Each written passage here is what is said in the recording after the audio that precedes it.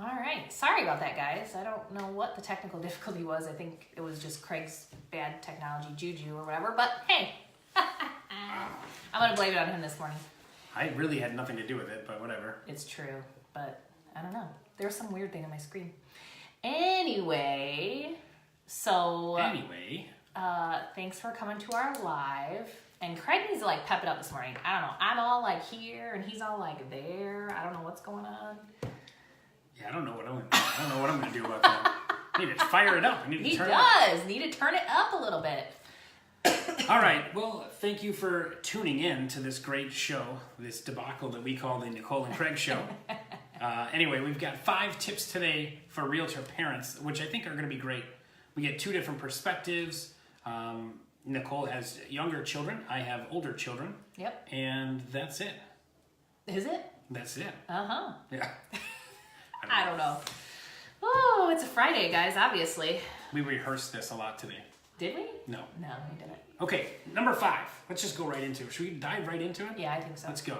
Let's go right into it. Okay. Budget like you're never going to get paid again.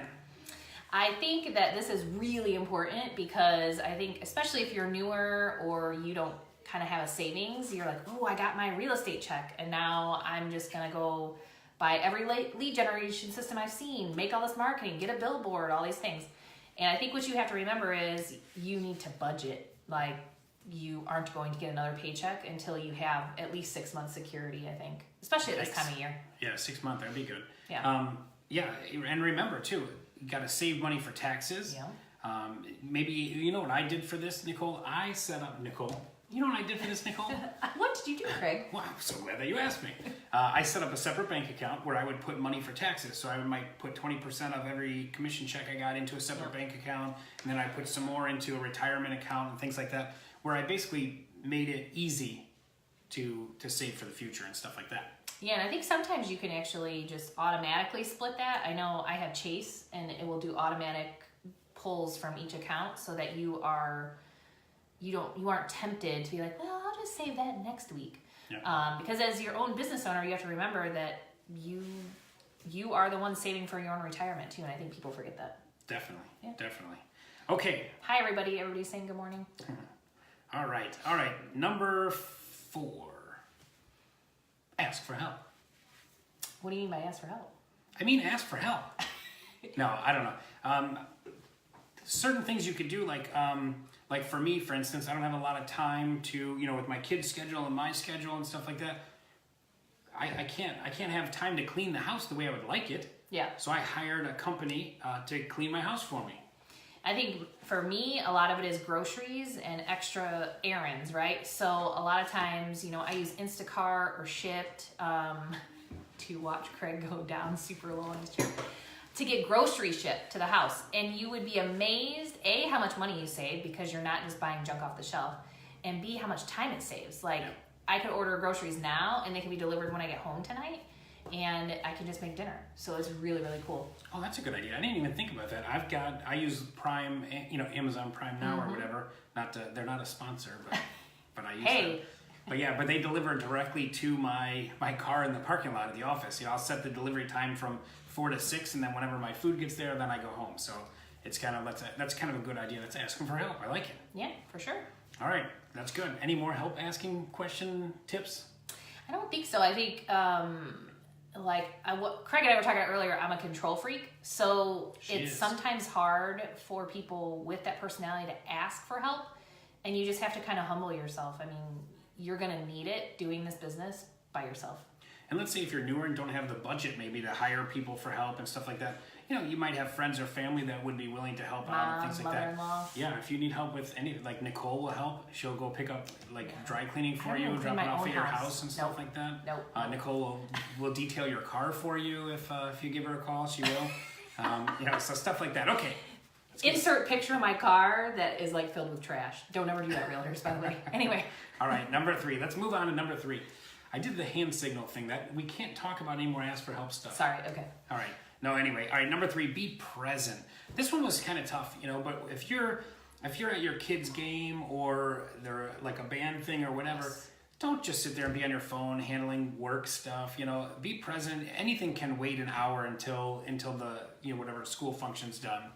Yeah, I think it's one of those things that sometimes it's not about quantity, but it's quality. So your kid's gonna know whether you're present and actually paying attention to them versus you're present and on your phone, because that's not gonna count as any time for them.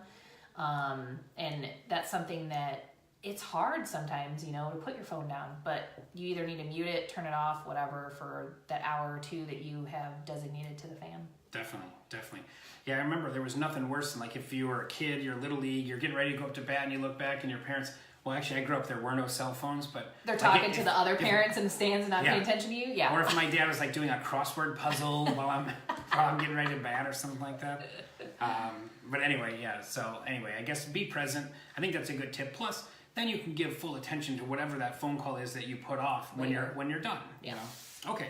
So I think that's good, right? Yeah. All right. Let's go move on to number 2. Put systems in place to set you up for success.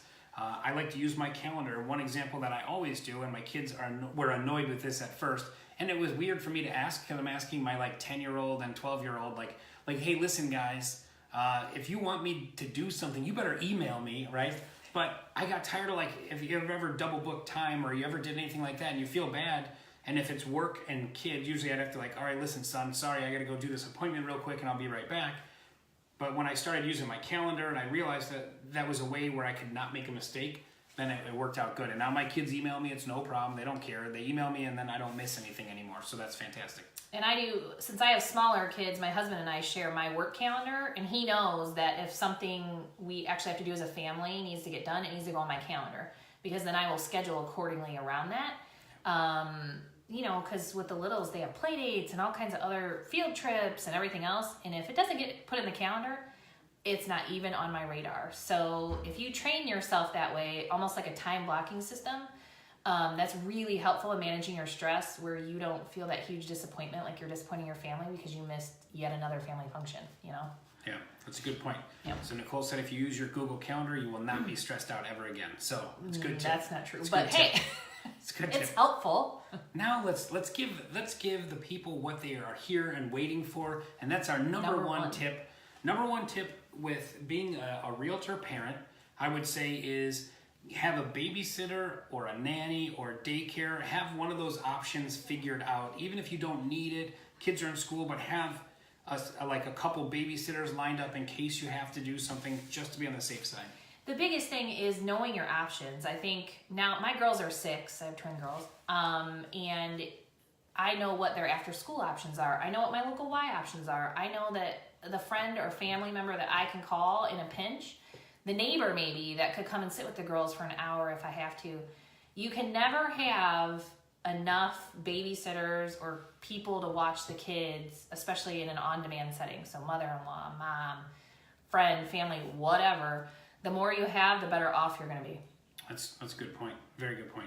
I just throw my kids in the closet with a bag of hot dogs. I'm like, hey, when you're hungry, eat the hot dogs. There you go. He does not. They're bigger than me, so they're not going to stay in the closet with me. So anyway, those are some great things. At least have the options available, and family too. Family always helps out too. Yeah, I think. for sure. Okay, I think that's it, huh? I think that's it. Yeah. I promise you next week I'll make sure this one has coffee or something. I don't know what the deal is today. I thought it was fine. Oh, yeah. See? It's okay. Anyway, thanks for watching, guys. We'll see you next week. And I think our next week is going to be 5 tips for first-class customer service. Well, we don't know that yet. We don't? No. Oh, okay. No, we don't know that. All right. We'll see you guys next week. It Thanks might for watching. Nicole's been right before. A lot. Thanks. Yeah. Bye, guys.